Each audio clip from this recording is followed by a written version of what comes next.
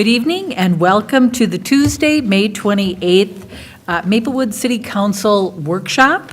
City Manager Coleman, would you please do the attendance for us, the roll call? Yes, Mayor, thank you. Councilmember Neblett. Here. Councilmember Juniman. Here. Councilmember Knudsen. Here. Mayor Abrams. Here. And just to note, Councilmember Smith is on his way. Thank you very much. Approval of the agenda. Do I have a motion to approve the agenda? Second. Moved by Juniman, seconded by Neblett, with just a very short little delay. Motion to approve the agenda. Is there any other discussion? All those in favor? Aye. Motion passes. Tonight, we have no unfinished business. We do have one very important agenda item, our new business, TIF Management Plan and Development Projects discussion. City Manager Coleman, would you lay this out for us a little bit, please? Certainly, Mayor, members of the City Council. Tonight, we have Jason Arsvold from Ellers, who's our new financial consultant. We started work with them this year. And they are going to lead a discussion with you tonight on our tax increment financing districts, an overview of how we're currently using TIF and how we are looking to use it in Gladstone more specifically. They're also going to update you on a couple of projects that we're looking for using TIF for in the near future. And actually, one of them is a consent agenda item on the agenda tonight regarding a project in the Gladstone area. So with that, Mayor, I would ask that I ask Mr. Thompson, maybe he can introduce our guests and speakers, or we can go right to Mr. Arsvold. Mr. Thompson? We'll give you an opportunity to speak. Mayor, members of the council, thank you. I don't have anything additional beyond the manager's report, so I just turn it over to Jason Arsvold with Ellers to walk through his presentation. Thank you. But I am available for questions if there are. Thank you. And welcome to our City Council workshop. Would you please give us your name? Sure. Mayor, my name's Jason Arsvold with Ellers. Also with me tonight is Chris Nicholson, my colleague. And it's, as Manager Coleman mentioned, we are new advisors for the city, so it's a pleasure to meet all of you, and it's been a pleasure to work with the staff so far. One of the things we talked about at the outset was trying to get a handle on the status of your current TIF districts and what opportunities might exist within those districts to help fund some of the initiatives that you have forthcoming. And so we've been working on preparing what we call a TIF management report. And so that's really the substance of what I have to present to you today. But I did preface it with a little bit of a TIF 101. And I'll caution you that we can spend hours talking about all the intricacies of TIF, and I boiled it down to about a 5-minute condensed version, which probably you'll be relieved to hear. But I'm certainly happy if there are detailed questions about tax increment to answer whatever questions you may have. I just wanted to keep the formal comments as brief as I possibly could. So, Thank you, Mr. Arsvold. yeah, any questions at the outset? Okay. Nope. So, as I mentioned, what we've got is is this TIF management report tonight, but also a little more specifics about each of those TIF districts and how they're performing. And then there are those two projects. One that would be a third phase in the Frost English Village project, and then the other a tax credit project that we'll talk about as well. But when we start talking about tax increment, and for those of you that don't have any experience, the most basic fundamental definition that we have in a worded format is this one right here. And it's really the ability to capture and use most of the increased local property tax revenues from new development within a defined geographic area. And I would also add that that's also for a defined period of time. And what that looks like sort of visually is that you have a piece of property sitting out there today, and it's got that square box that is its original value, and it's paying taxes today. In a TIF district, those continue to do that. They continue to pay all their taxes that they currently are paying. But when development occurs and you build a new building on top of that piece of property, the difference in the value from the base to the new value, you capture that tax capacity and can direct that back into the project and keep those dollars in a TIF district. This is what it looks like over time in a cash flow. So you've got the blue line on the bottom. That's the base taxes that are always being paid, even as they are today, and will continue to be paid throughout the life of the district.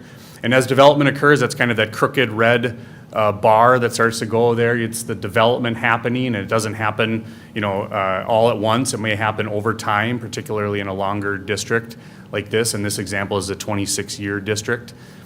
And that red part is what's being captured. That's that captured tax capacity that we talk about. So it's the amount that's over and above what the base tax was on the property.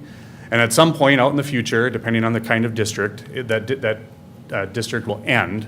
And then the idea is that now you've got the full tax capacity available to use that you didn't have initially, and you've got that ability to spread your budget across.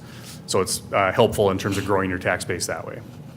So this is really the fundamental of what's going on in the TIF district. Does any of that not make sense? Because none of the rest of this will make sense if that basic premise doesn't make any sense. Can I interject a question Yes, here? please. Because I think people watching will maybe be thinking this very same question. Why is it that cities use TIF districts? Well, Mayor, members of the council, there's a lot of reasons, and there are a lot of different kinds of districts. But in Maplewood so far, you've really, and we'll talk a little more detail about this, used most prevalently the housing TIF district. And that's really to provide some assistance to build affordable housing. The cost to build affordable housing is the same as it is for market rate housing, except you're getting less income because the rents are restricted. So that just creates the financial hardship. And so tax increment is one way that cities can help fill that gap to make sure new affordable housing is built. The other reason is for redevelopment. And so you've also used that as a tool to help you redevelop properties that are sitting out there today. And so one of the challenges with redevelopment is that you've got high costs of land acquisition, and then you have to deal with demolition, potential contamination, issues like that are more expensive to deal with in a greenfield site. And so tax increment, capturing that new value is one way to be able to offset some of those costs. Economic development is another reason, so promoting the growth of jobs in your community, tax base in your community. There are economic development districts that can be created. Those are shorter term and can be used in a greenfield situation, but really are limited to sort of manufacturing type uses. Those are the big reasons why many cities will do it. Also, there are a lot of other policy reasons, but potentially trying to change the market a little bit. Adding amenities into a development. You may have policy goals for a particular project that the developer may not be proposing, and so and those goals you have may include costs that the project can't support, and so there's a potential to use tax increment to help get those things that you as a city want from a policy perspective. Thank you, that's very helpful. Sure. Councilmember Neblett had a question, too. Yes, please. So just so I understand this part, I'm looking at your example here. Sure. So I see the base taxes. So does that mean where it says full taxes to all entities, does that mean this captured tax capacity isn't available until the end, until like 2043? That's correct. It's available, but it's being captured in the TIF district. So. Kept? Correct. And kind of recirculated? Well, it's being applied, depending on how the initial project was conceived, it's being used to offset some of those costs that I talked about, to help Okay. pay for the contamination, or Got to it. help demolish buildings, or to, do those sorts of things. It's being collected to do that. The owners of those buildings are still paying all the property taxes just as they normally would. It's just that instead of being spread across all jurisdictions, for that period of time, it's being kept within the district. So after 2043, then it's like, kind of like in the general fund? Is that You have. available for whatever? Yeah, it's new tax base available to the city, so that you could choose to levy against that and raise more revenue, or it's just available to help offset the cost of running government. Got it. Thank you. Yeah. Thank you, good questions. Yeah, and please stop me anytime. I realize this can be confusing, especially if you haven't dealt with TIF in the past. So this is just a list of things, and I talked a little bit about this already, but what you can use tax increment for. Once they collect all of the increment in that red box, what can you spend it on? These are some of the things that you can typically spend it on. And the way we generally try to think about it is it's really everything on the land and below, right? So you think about, parking and utilities and land acquisition and demolition, all the things in this list. The one exception to that is when we talk about affordable housing, we can actually use the tax increment to build the building. Because the idea is that it's the building cost that's really driving the need there for providing affordable housing. So that's the list of what you can use it for, what you can't use it for. I mean, there's a lot of things, but, people ask, well, can we build a park with it? Well, no. And city facilities and buildings aren't allowed to be used to spend tax increment on those sorts of things. So the types of districts, I touched on this a little bit with the question that came up, but really the types that we deal with most frequently, housing, redevelopment, both of those two are 26-year terms, and they're both need, for housing, you need to have a qualifying housing activity occur within that.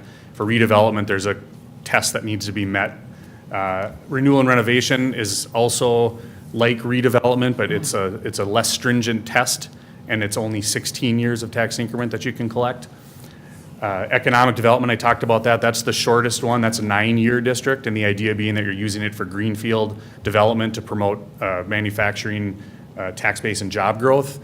And because you're dealing with greenfield sites, the idea is that you don't need as long of a term and as much increment because you don't have as many impediments to overcome. And then two others that we deal with less frequently really relate to when there is just contamination on a site. So a soils district can be used for that, and then there's a sub-district that can be used that can help further bolster the amount of increment you can generate to help do cleanup on a site. Some terminology that we talk about with tax increment is that when we have a district, or before we start to think about creating a district, we need to set a project area. And that is just a definition in the TIF statute that says that in order to create a TIF district, it has to be within a project area.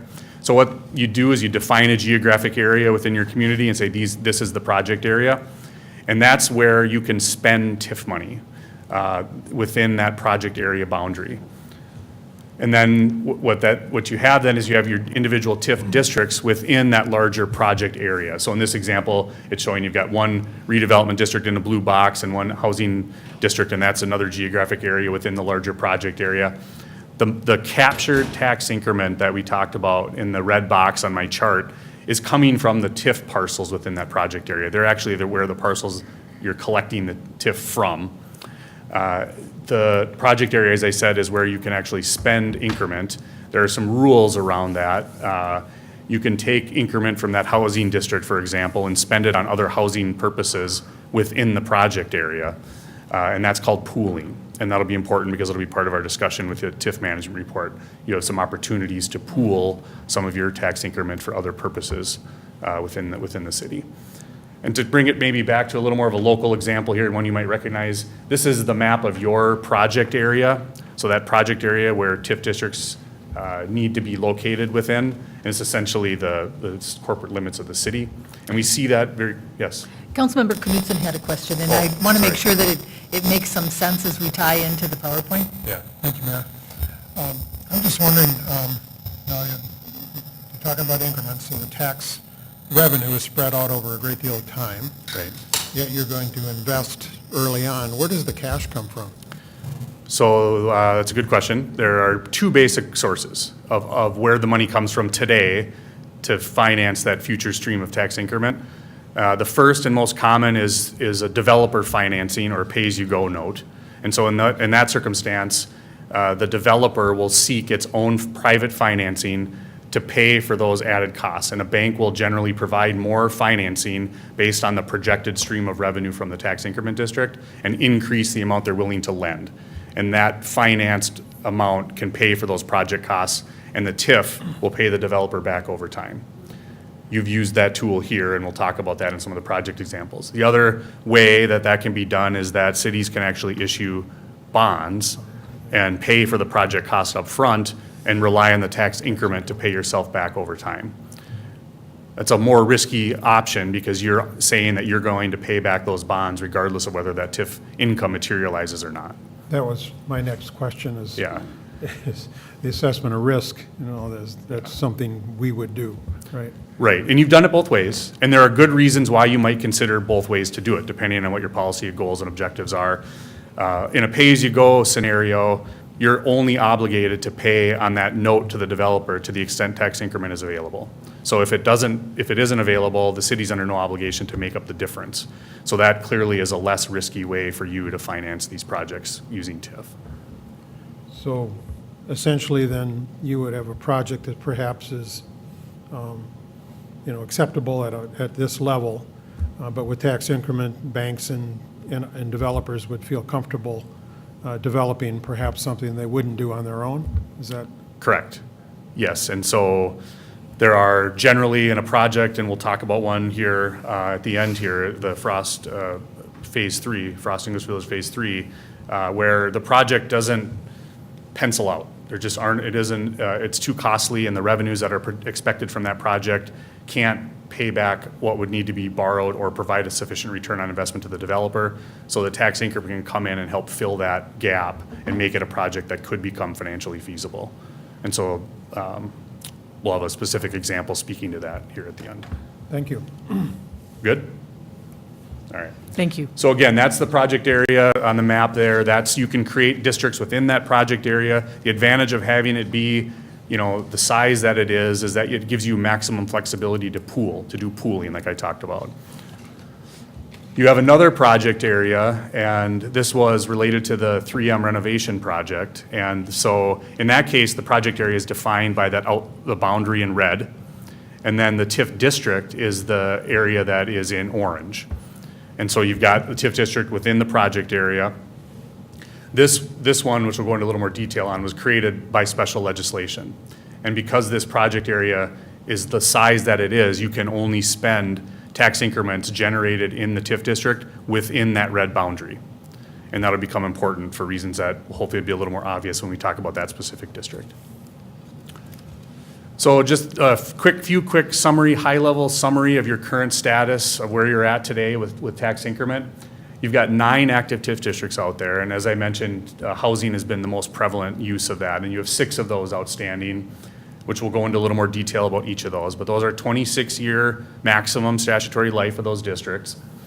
2 of your districts are redevelopment districts, and those are also, as I mentioned, 26-year districts. And then the last one is kind of an odd one. It's an economic development district, but you were allowed to create it for a non-manufacturing type use for a period of time during the stimulus and during the recession that was out there. There was the ability to create this kind of a district for uses that you wouldn't otherwise have been able to do. And so you have one of those as an economic development district in the Maplewood Mall.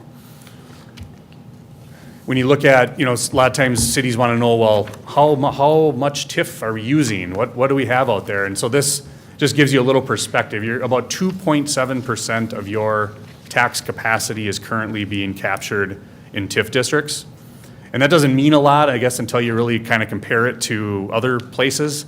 And so there's some other cities that we just picked for no particular reason other than that they were probably in similar life cycles and development phases as Maplewood, fully developed, essentially more inner ring suburban communities.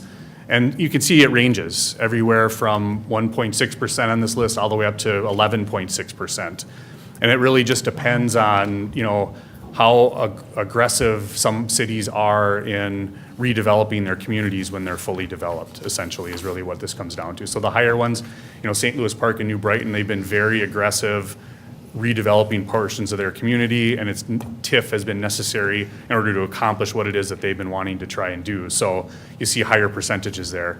Some of those developing cities, I can tell you that Brooklyn Park used to be well in excess of 10% as well, as they financed new growth within their community and built out manufacturing uses there. And I talked about why would you use tax increment in that case.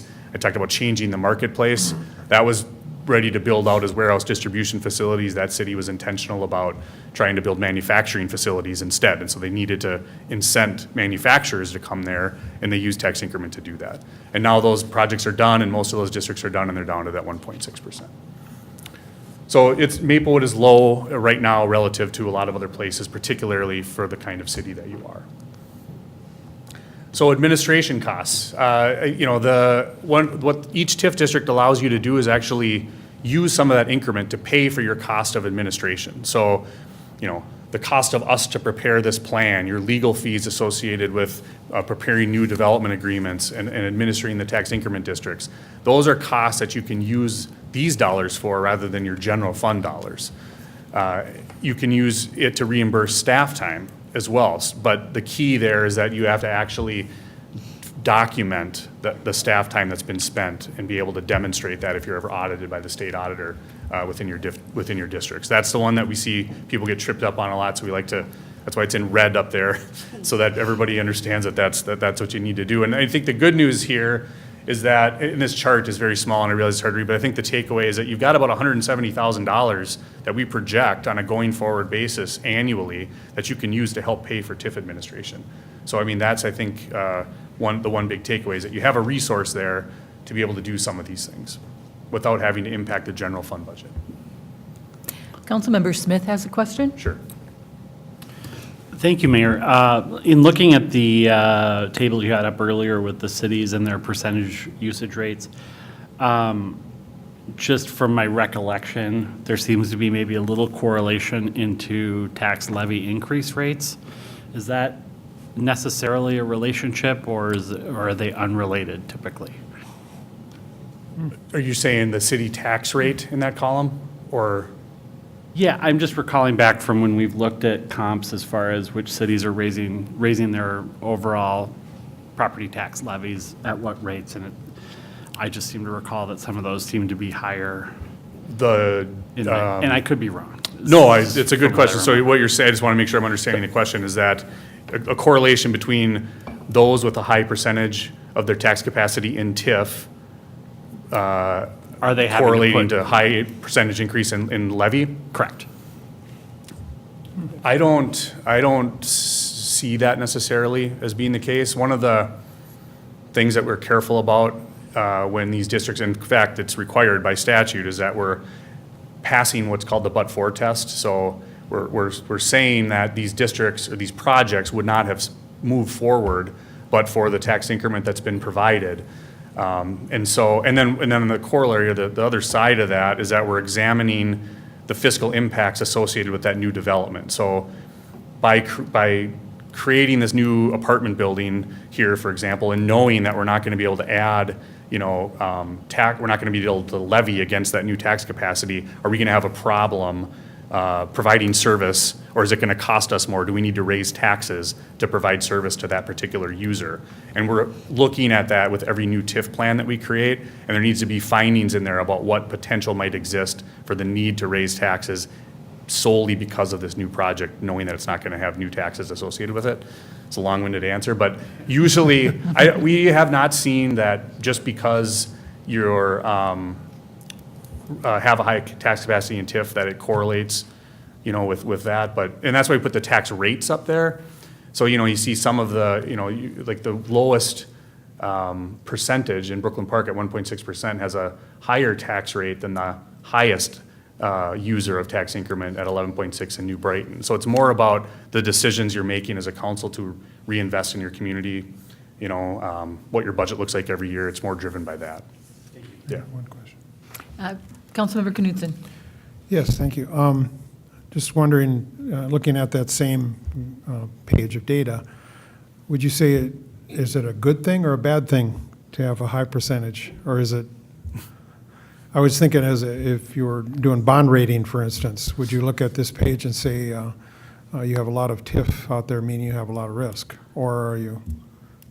So, Mayor, members of the council, I don't think it's a bad thing or a good thing. I think it's, those communities with high percentages have made decisions to reinvest in their communities, and so they knew where they were going to be going with this and have been comfortable with it. And quite frankly, the new valuation growth in a place like St. Louis Park is off the charts relative to a lot of other places. And so in their view, it's been a good thing. One of the other things we do sometimes is we do show bond ratings next to this slide as well. And what we found in our experience is that there's no correlation between these numbers and the city's bond rating.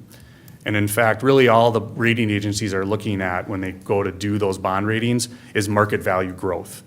Okay. And they don't care whether it's captured in a district or not.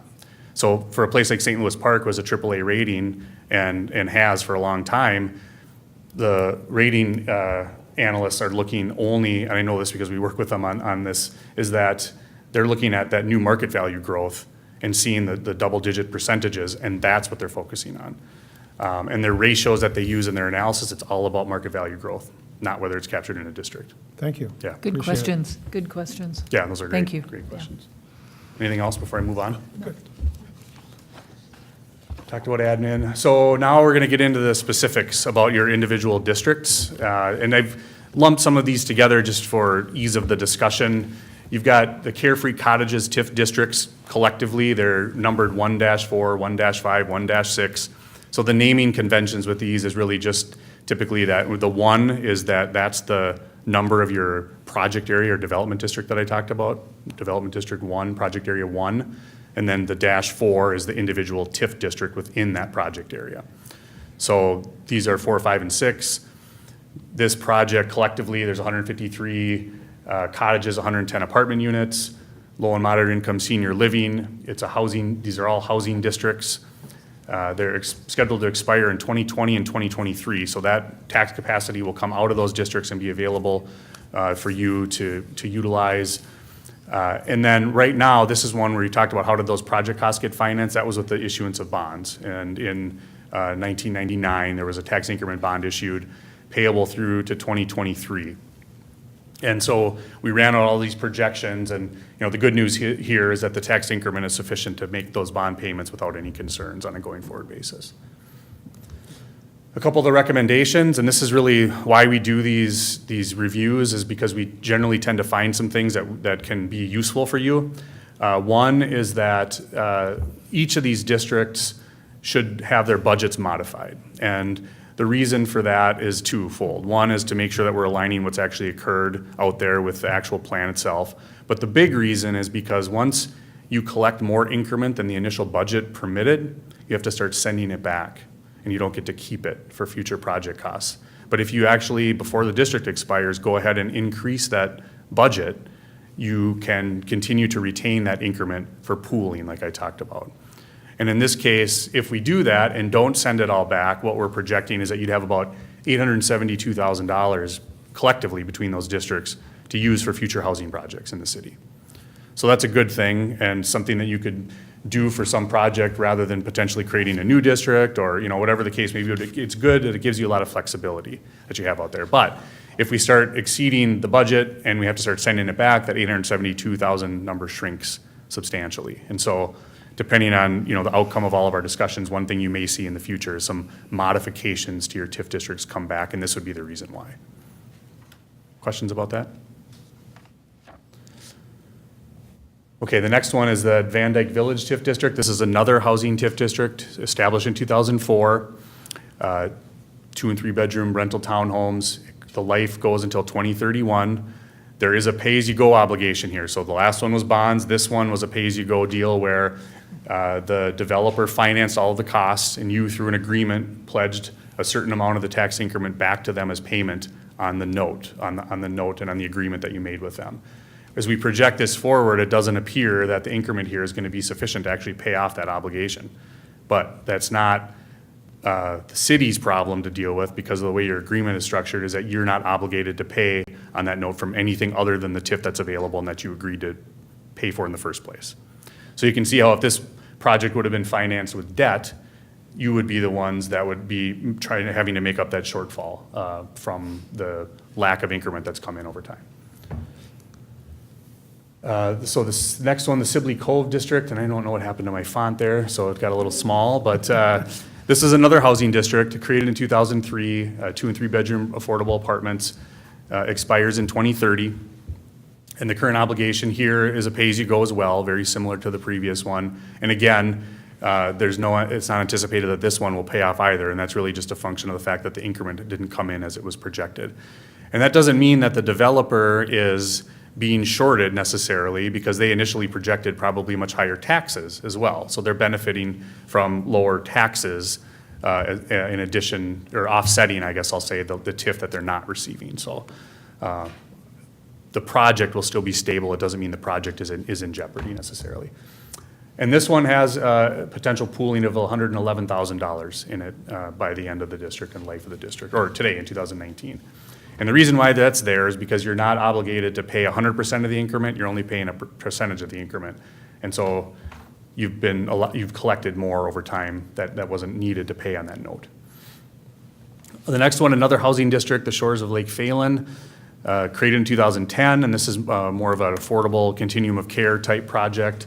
2038 is the life in this one. This is a pay-as-you-go, and in this case, it looks like the balance could potentially be repaid early in 2031, and that's just based on current projections.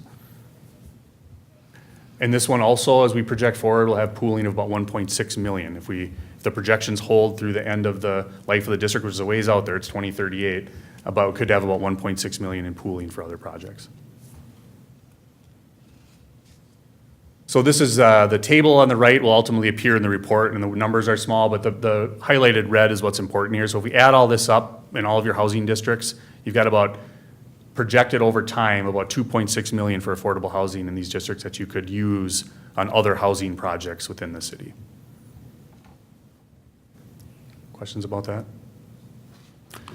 Okay, so Maplewood Mall, this Excuse is. me, Councilmember Neblett Sure. has a question? Sorry. Yes, I just, so looking at your chart, why do we drop down from 73,000 in the total, all those years, and then get to 2031 before it picks back up? So each of those columns, Mayor, members of the council, is an individual district, and that's how much annually from each of those districts. And so the one where it stops after 73,000 is that there's no more being collected annually at that point because the other ones are done.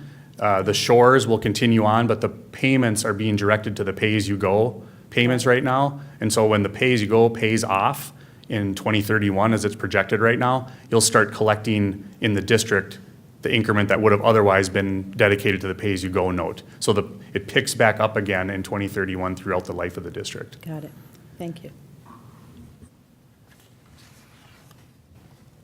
The next one, Maplewood Mall, TIF 111. Again, this is a economic development district from 2010. As I mentioned, it was created under a special authority there, the Job Stimulus Program, which was a temporary period of time to create these kind of districts for uses that you wouldn't otherwise have been able to use them for. And so there were public improvements in infrastructure around the mall site. This one is done in 2022. Those project costs were internally funded. There's currently a negative balance of about $150,000 in this district, and there isn't any increment projected for 2019. It's just a function of where the values have been with the mall. And so this is the only one where, of your districts where, it's not quite performing the way you'd probably like it to. But, in this case, because there is more useful life in the district, it goes until 2022. If things turn around, the hope is that you could potentially erase that negative balance and deal with it that way. But, it's not a huge problem, and if this is the biggest problem that you have in your long list of TIF districts, then you're doing pretty well for yourself. But any questions about that? No. I mentioned the 3M project. This is TIF 1-12, and that one, a redevelopment district. It was created with special legislation in 2013. The nice thing is you can pool in an unlimited way. There are restrictions on pooling based on a percentage of the increment in all of the districts. But in this case, you can pool in an unlimited fashion to anywhere in that red boundary that, if you remember, that I showed you within that project area. The trick, of course, is that you need to have projects in there that you need the money to pool toward. And so, and there aren't a ton of public improvements to be done in there. So the trick is finding out, well, what could potentially be funded, within that project area with the available pooling that might exist. Right now, you've got a TIF bond and a pay-as-you-go note. Both of those are anticipated to be repaid without any problem. The increment there is strong by 2034. But what we see is you've got about $5 million potentially throughout these projections that could otherwise be pooled to other uses. But we're limited, as I mentioned, to that project area that's on the campus.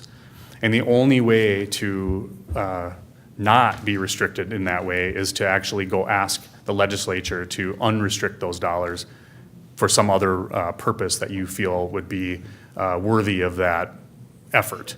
And so there are a lot of places that have gone to the legislature. There are probably, I think, maybe 5 special TIF bills that are in the tax bill this year that got approved for various reasons, there may be 6. But people go there regularly and say, we've got this particular problem, we've got a resource, we'd like to be able to use it, and here's what we would need to change in the law in order to do that. And occasionally, the legislature will say yes to that. And in this case, this year, they did 5 or 6 times, and the governor signed the bill. Okay, so that brings us to the last one, and this is the Frost English Village TIF 1-13. This is a redevelopment district created in 2015. It goes out until 2043. We've got several phases here. We've got apartment building, senior, and then what we'll talk about later that's proposed for phase 3 is a commercial building as well. There are 2 pay-as-you-go notes in this district. Those are from the 2 housing projects that are currently built out there. Their TIF is being used to pay down those notes. Those, it looks like, could be paid off 2031 and 2043 respectively for the phase 1 and the phase 2. The one thing in this district is that we're coming up on what's called the 5-year rule. And what that means is that in a district, after 5 years, you can no longer enter into new obligations. You can't do a deal with the developer to do a 3rd phase after that 5-year rule passes. You can do it in a limited fashion, but you're limited to the pooling amount that I talked about. And in this case, it'd be only 25% of the increment. And so it makes it more difficult to apply all of the tax increment that would be generated by that new building if you're past the 5-year rule date. And so when I talk about there are probably half or more of the special tax increment bills in front of the legislature this year were long-term redevelopment districts asking for an extension to the 5-year rule because they still wanted to do projects and they had passed that date. So it's kind of an important one, especially with a multi-phase redevelopment project like this. 10/6 of 2020 is when that date comes. You have to have made those expenditures by that date in order to use 100% of the tax increment that's out there for that. So that was one thing that came up as a result of looking at this. There's also some increment that is pooling toward payment on the 2015 B bonds, which were issued at least in part to finance the improvements out in front of this area. And so there's an amount that's not allocated to the pay-as-you-go payments that is being used to pay debt service on those bonds. It looks like, as we project it forward, that we may run against that budget, that maximum budget that I talked about, and so we might want to look at modifying that in the future. Not right now, it's not urgent now, but we're going to keep watching it, and so if we do get into that circumstance, that we make sure we do that to be able to fully utilize all the tax increment coming into the district. There was no budget for admin in this district. It was at 0, so we may want to think about including that at that time. It's not urgent, but it's one of those things to look at. And then if we pay on the bonds at the projected dollar amount, would start running a negative fund balance. We'll pick it up at the end of the district, but in the meantime, we need to pay for that from some other source. And so there may be an interfund loan that would make sure that you could pay yourself back when the money becomes available in the future to do that. So that's really what's going on with that district. It's performing, as projected. The valuations have materialized on the 2 housing buildings, which is a good thing. And then the phase 3, which we can talk about, we're kind of transitioning away from the general TIF management report and into the specifics of the phase 3 request. So if there are any other questions maybe about the general TIF management report, I'm certainly happy to tackle those now, or we can wait till the end as well. I don't see any lights up here. Oh, excuse me, Councilmember Knutson. Just wondering about the Maplewood Mall. Could that benefit from any pooling, as long as it's a... Well, Mayor, members of the council, pooling to eliminate that deficit, are you saying, or? Or any other opportunity that might occur there? So, well, right now that has no cash, so it can't pool to anywhere because it doesn't have anything to give.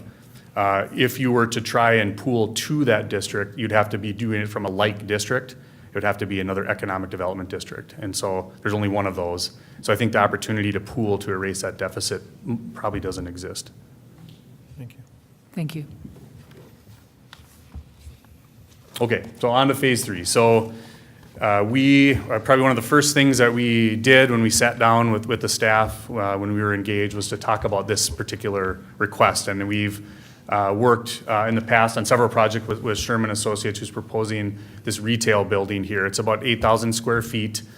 It requires, when this district was set up, there is a parcel that was not included in this district, a liquor store that's out there. And that would need to be acquired in order to make this project feasible as it's initially conceived here. To get to that 8,000 square feet, this is what's necessary, is to get that other piece of property. That adds to the gap in the project because it's acquiring a business and a building that exists. It requires demolition, and so it adds to the cost.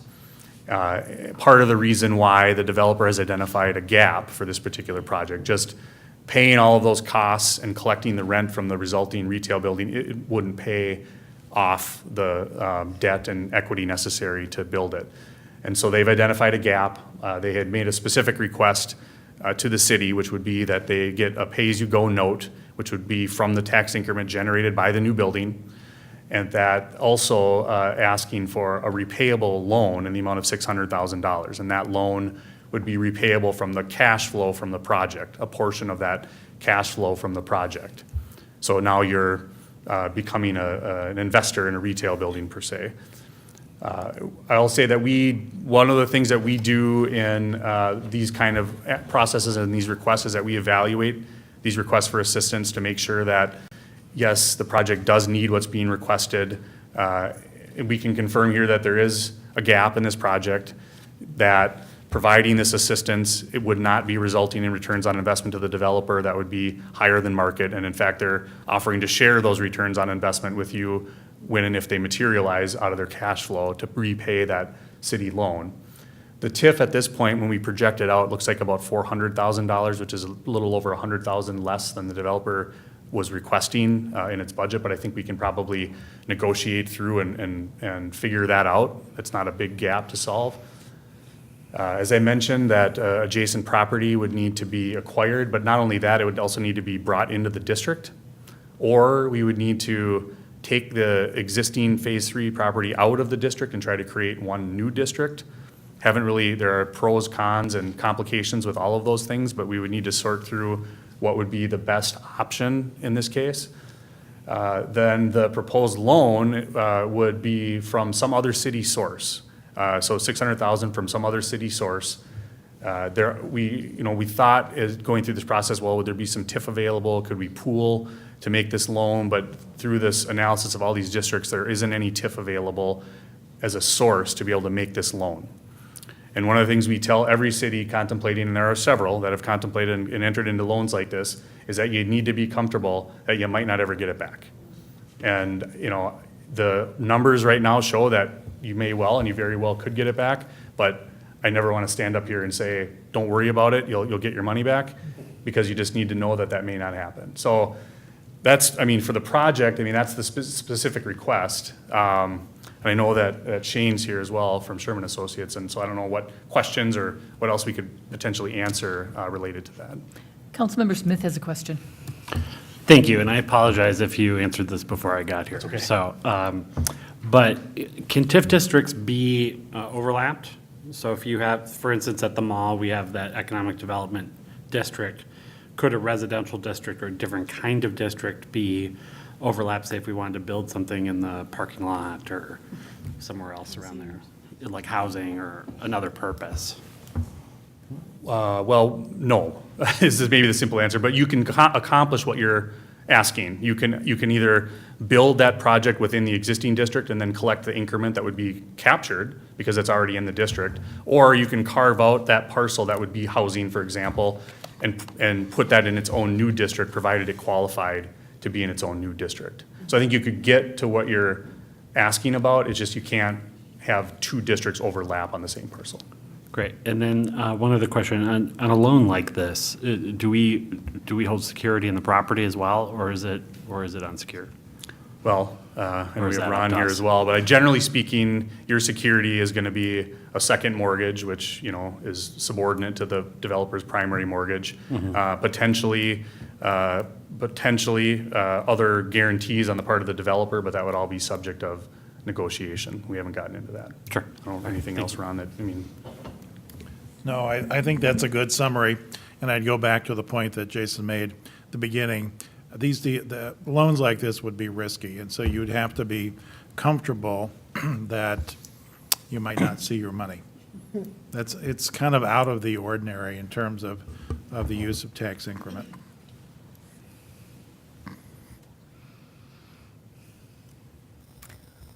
Council members, any other questions?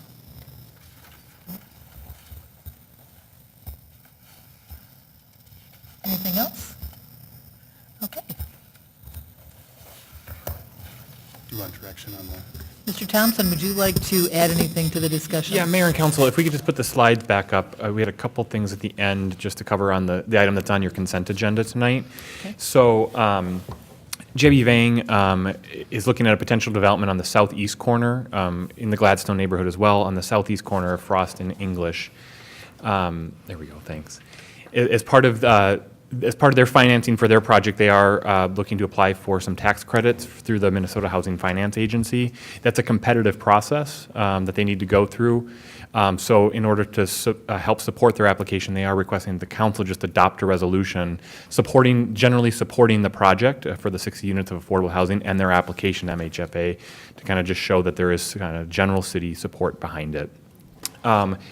It is all subject to understanding this is not the entitlement process, this isn't zoning approvals, this isn't any approval of the tax increment financing they may also request, but it's general support for that type of project occurring within that neighborhood. So we just wanted to give the opportunity to outline that and answer any questions while Jason is here as part of his TIF management report.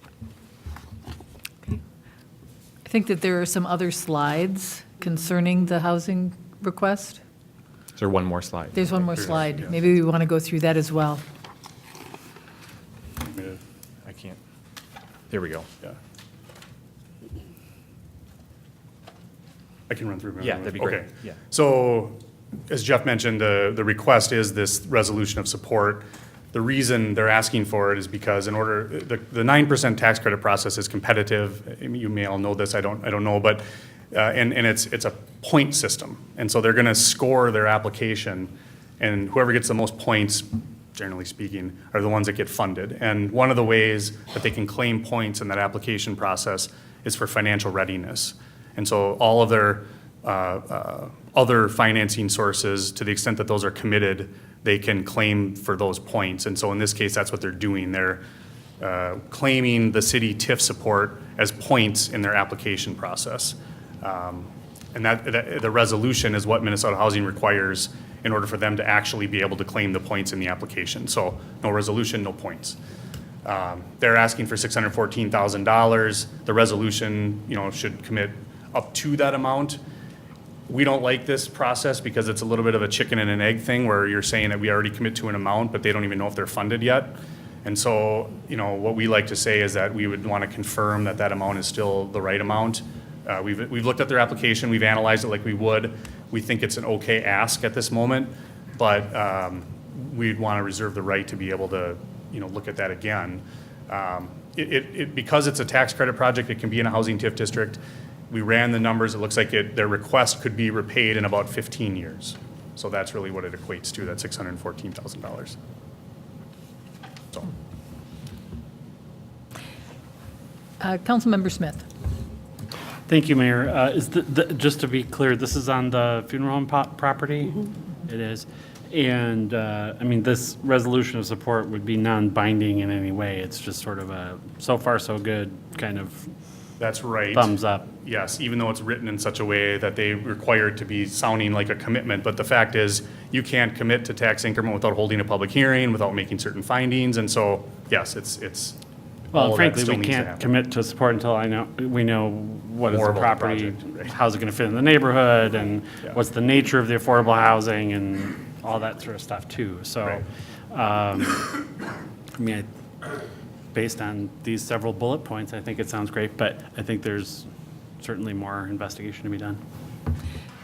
I have another question concerning the project that's coming up for consideration on our consent agenda.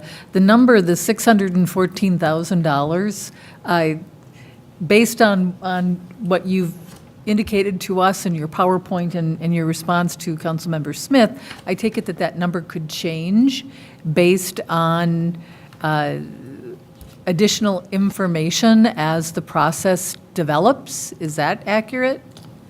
I think that's fair. It could definitely change. I mean, they're going to put their application into Minnesota Housing with this number in it. And so when they come back, it'll probably continue to be what their ask is, the $614,000. But again, we'd have to, at that point in time, because we could be talking about a year from now when they actually come back if they get funded, is the number still good? Sometimes if these are based on 26 years, we may find that, well, the tax rate went down or something else happened that we can't get there anymore, and so we need to rerun it and look at it again. So yes, it could definitely change. And could you just give us a brief overview of what the process would look like if, in fact, I know what's on our consent agenda basically is to indicate or to inkle support from the council so that that support can be used as part of their application. But then what actually happens? Let's make an assumption that they were, awarded the money from housing. So then what happens next? I think So- that might be helpful for Sure. everyone to kind of understand Yeah, so that. Mayor and members of the council, they're getting ready to submit their application now. Those all will go in, and we know just from our own work with other clients that there are a bunch of tax credit applications that are going to be going into them. And maybe at best, 1 in 4 of those get funded, right? So there may not even be a funding that happens. We'll find that out towards the end of the year. If they're awarded, as you asked and suggested, then they would be coming back next year in 2020, asking you to potentially start the tax increment process. And so they'd be applying to you to formally create a TIF district and enter into an agreement to actually provide that tax increment assistance for the project. Probably about that same time, they would formally make application from a land use standpoint. I don't know if they're doing that already or where they're at in that process. But usually that would happen along that same time frame. Once they know whether they got funding or not, they'll spend the money to create the plans and do all the things they need to do and submit that. And so usually we can run the TIF process concurrent with the land use and entitlement process. So depending upon when they wanted to do that, but generally by about this time next year, we would be through all of that, have an agreement with them, a TIF district established, and they could theoretically be breaking ground, about this time frame next year. But again, if they aren't funded, then they may have to go back into the subsequent year's round and try again, and that may push everything out 1 year further. Thank you. Councilmember Juniman has a question too. I'm not sure if it's a question or a comment. In the Frost English Phase 2, where the 2 buildings went up, this might be an example, maybe you can help me, or possibly Melinda, or maybe even Jeff if he wasn't here, but that's how he's going to prove his mettle. Yes. Originally, Phase 2, the senior apartments was going to be 107 units of rent subsidized. And it went from that to 170 units, I believe, of market rate.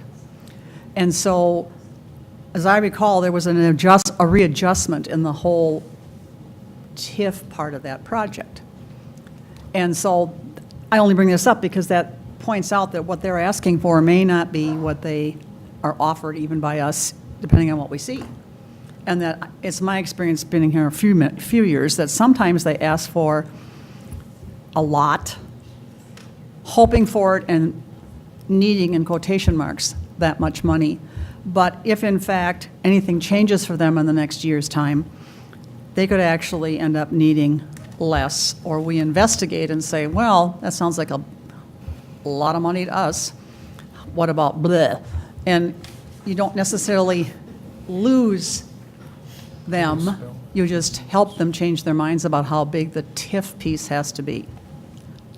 Is that correct? Yeah, Mayor and members of the council, that's exactly right. If the project is reconceived and includes a different kind of units, different unit mix, we would definitely at that point be analyzing the project again, reestablishing what the need and amount for tax increment is, and proceeding under that basis, not under the old assumptions. So it is not always the sky. Sometimes you end up halfway between the ground and the sky, and everybody still comes out ahead. Hopefully, yeah. Thank you. Thank you very much. Can we go back to the Frost English Village Phase 3 analysis? That slide, having to do with the acquisition of the liquor store?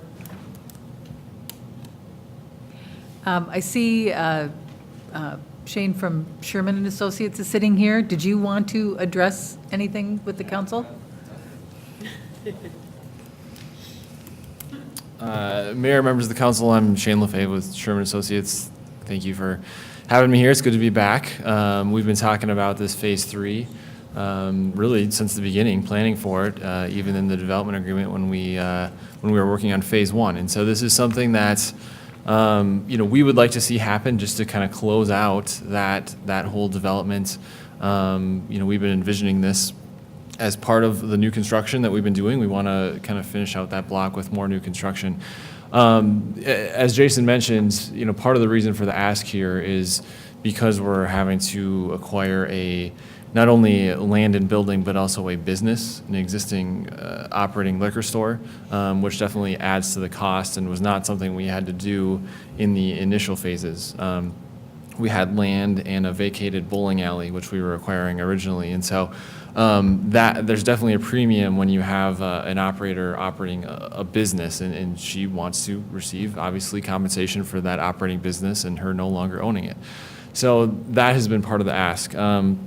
One thing I did want to add on the $600,000 cash flow note, the way that it would work is we would pledge a portion, usually it's 25% or somewhere in that range of ongoing cash proceeds would go towards repayment of that note, and then there would be a balloon balance after 15 years or whatever amount of term that we set where that note is due, no matter what the cash flow of the property has been.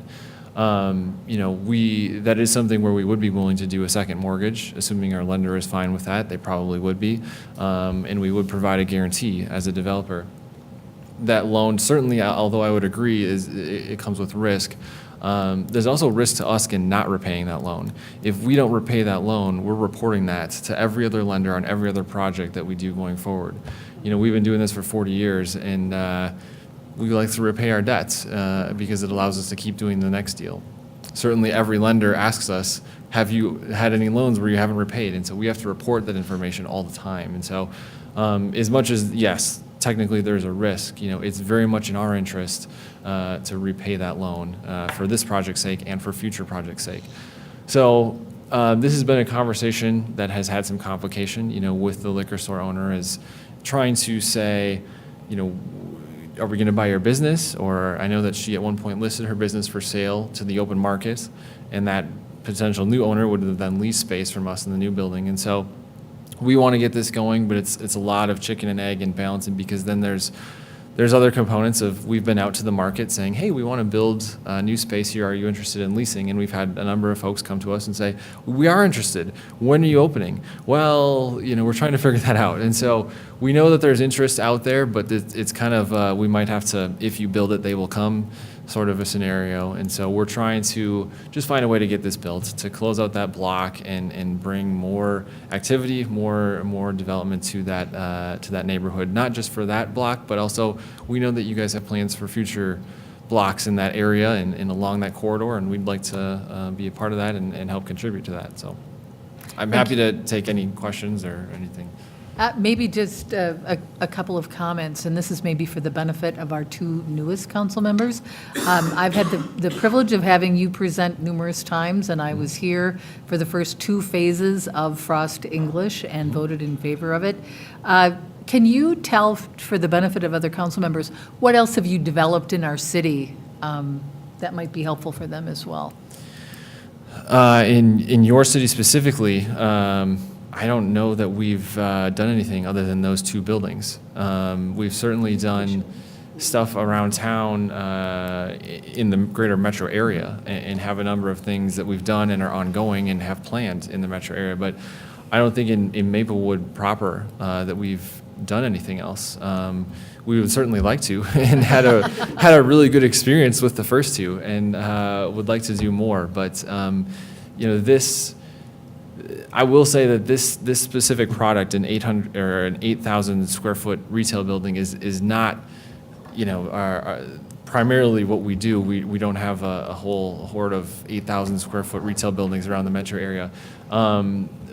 But it's really important to us for the housing to be successful and for the greater neighborhood to be successful. And we think it really adds to the aesthetic. There's an incredible amount of traffic on Frost there and English both, who see this corner and see this building every single day. Literally, it's thousands of people every day. So we really feel it's important to kind of close it out for not just the success of our two buildings that exist, but also for future development as well. Is there any inclination for the current owner of the liquor store that they may want to move into a new retail space that if you were to go forward with this project? So I've met with the liquor store owner many times. We've had kind of an ongoing relationship over 3 or 4 years of random lunches.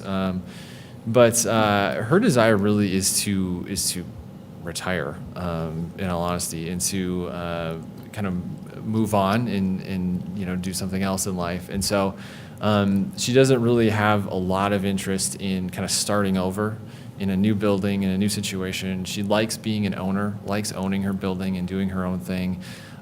Being a tenant isn't that attractive to her. As part of potentially selling this to another owner, the idea was that person would maybe rent from us. And so if that all came together, that would be great. We would be open to that. We'd love to have a liquor store in a new building. I think there's a strong local following for that store, but I don't think she personally is looking to kind of start over in a new building and keep going. If she's going to keep her operation going, she'd rather just stay in her current building. Councilmember Juniman. That was my question. Okay. Thank you.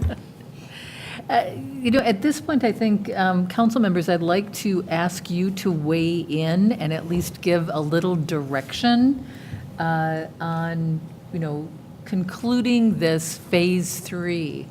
I'd like to hear what you have to say, and I think certainly that's why you're here, I think, maybe to at least hear what we are thinking.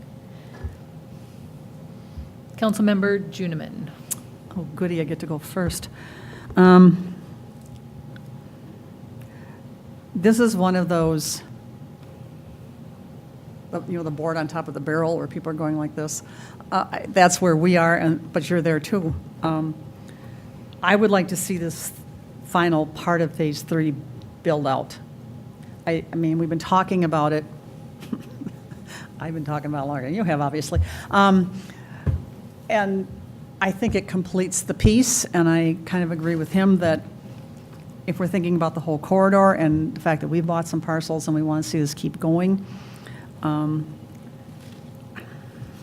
know the $600,000 loan thing is a risk factor, but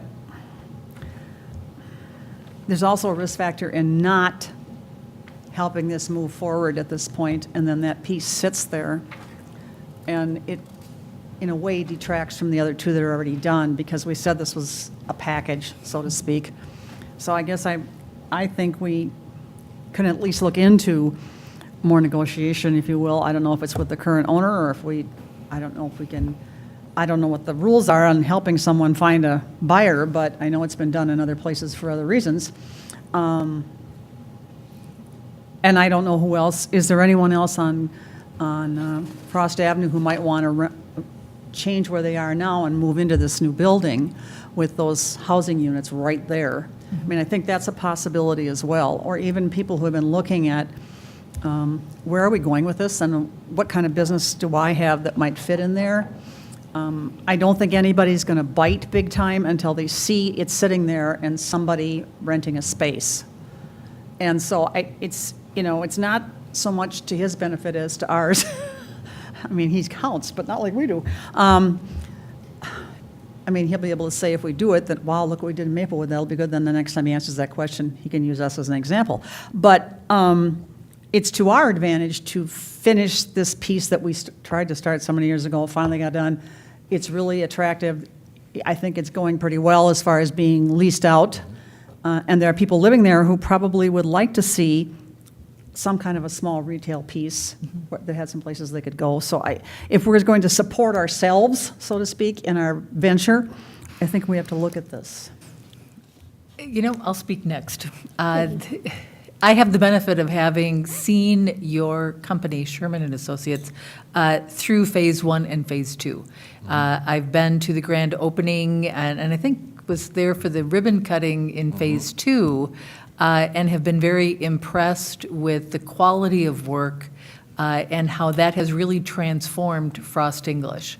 And my inclination, I especially like that idea of pledging the 25% or working out something, in that direction, because, this is city money, and so we are all very cautious and try to be very protective.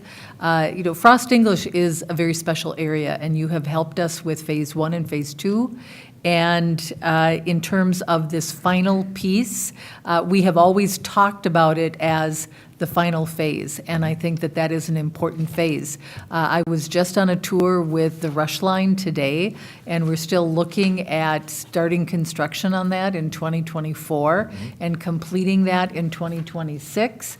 And that is going to be a really important center for our community, and I think that that retail space is going to be central to this area.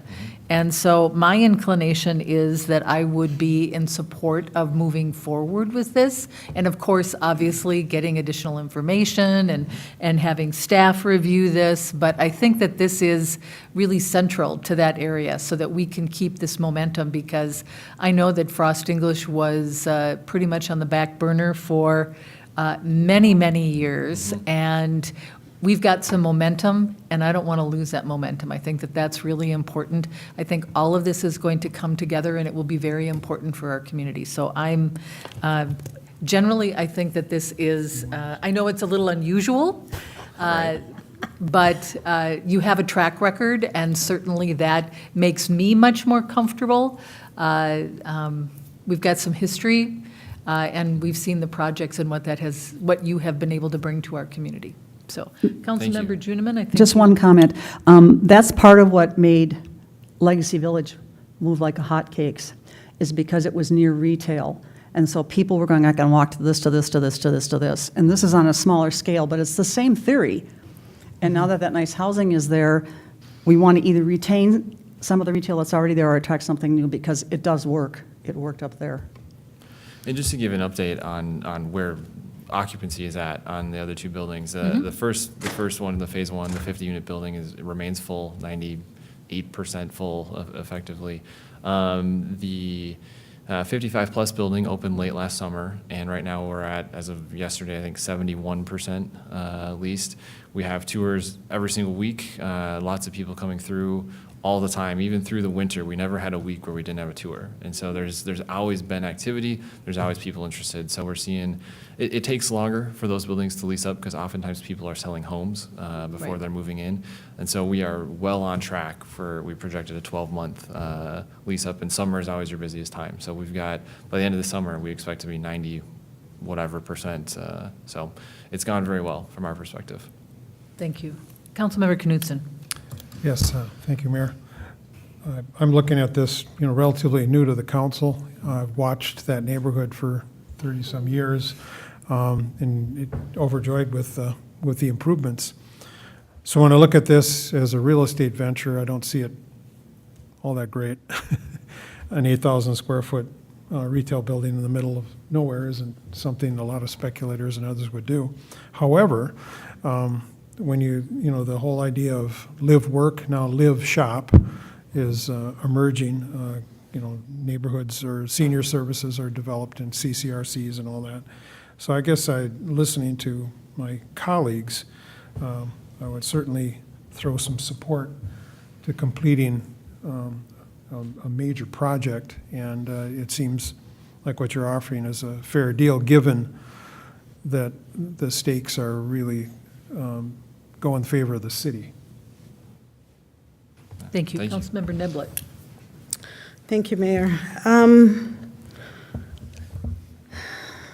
When I was first got our packets, and the two things that I highlighted was the proposed 600,000 cash flow note and the need to be comfortable that the loan may not be repaid. On the one hand, I think Well, for me, and I think about me as a person, not as a city representative, but I think about $600,000, and it's like $600,000. And I know we have done bigger and are doing bigger projects right now.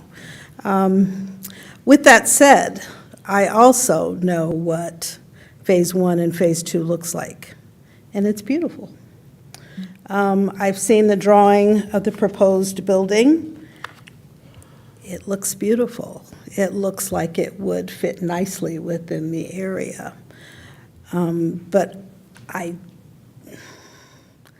we need to be comfortable that the loan may not be repaid.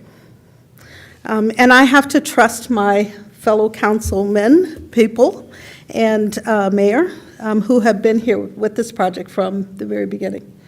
I just wanted to say, we need to be comfortable that the loan may not be repaid. But my support for the project, absolutely. Thank you, Thank you. Councilmember Niblett. Councilmember Smith. Thank you, Mayor. Yeah, I think I concur too. It's, look, anytime there's a issue of a loan or lending happening, it is a bet. And so I think what banks try to do and what hopefully we'll try to do is to use information to reduce the risk and make the best bets possible, right? And Sherman's been a great partner for the city. You've had a track record. It's not like you just walked off of County Road B and asked for $600,000. That might be a different conversation. But, and I also appreciate your perspective of you'd like to maybe build in other cities and be able to borrow money there, and stiffing us on it would not necessarily help you and your ends either. So I think with the right magic that Mr. Beatty will put together as far as terms and things like that, I would be supportive. And I do think that we need to finish out that project.